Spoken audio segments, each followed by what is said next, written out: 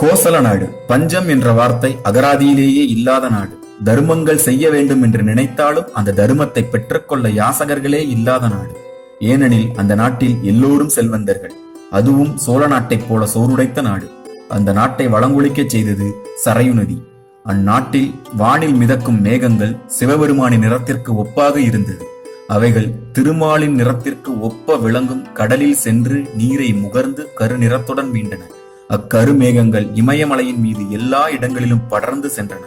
சூரிய ஒளியால் இமயமலையின் பொன் நிறத்தைக் கண்ட மேகங்களுக்கு அப்பொன்னை தோண்டி எடுக்க வேண்டும் என்ற ஆசை வந்ததால் அவைகள் மழை துளிகளை வானில் இருந்து சிதறடித்து தோண்ட ஆரம்பித்தன.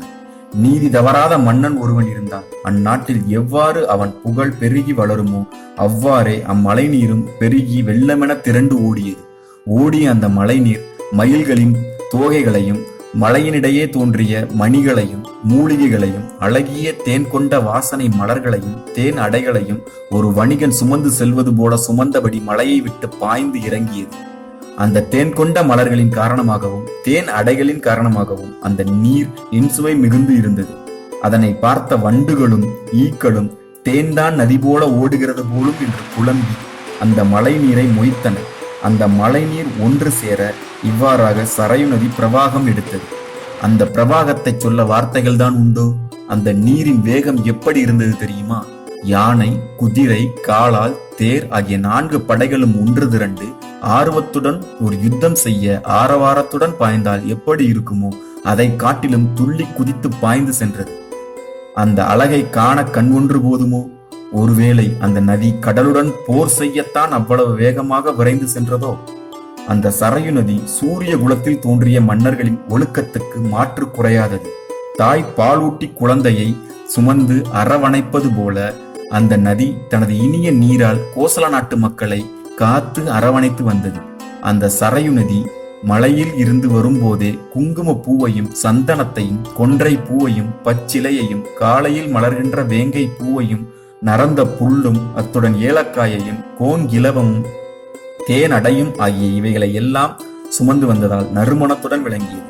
அந்த நறுமணத்துடன் குறிஞ்சி நிலத்தில் அச்சரையு ஆறு புகுந்து சென்றது. பல நிறங்கள் கொண்ட பொருட்கள் ஆற்று வெள்ளத்தில் கலந்திருந்த காட்சி வானவில்லை கண்டது போல இருந்தது. சரையு நதியின் வெள்ளம் எயினரின் சிற்றூர்களை தன் அம்பு மலையால் நிலையிடவும் ஆங்காங்கே ஏற்றி பெண்களை வயிற்றில் அடித்துக் கொண்டு ஓடவும் செய்தது. அவ்வெயினர் வைத்துள்ள கணையையும் வில்லையும் அடித்துக்கொண்டு சென்றது. அந்த நதியின் பெருக்கு அச்சமயத்தில் ஒரு பகை அரசன் சேனையைப் போல இருந்தது. முல்லை நிலத்தில் அந்த நதி பாய்ந்த போது மான் குட்டி போல மருண்ட பார்வை கொண்ட இடைச்சிகள் அணிந்த ஆடைகளை கவர்ந்து சென்றது. அது மட்டுமா, மதம் கொண்ட யானைகளின் கூட்டத்தைப் போல தன் வழியில் இடையூறாக இருந்த குருந்த மரத்தையும் மருத மரத்தையும் முறித்து தள்ளியது. சரையு நதியின் வெள்ளம் காரணமாக அதில் ஏற்பட்ட நுரை ஒருபுறம் நன்மணமுள்ள தயிரை போலவும் மறுபுறம் காய்ச்சி வடித்த நெய்யை போலவும் காட்சியளித்தது.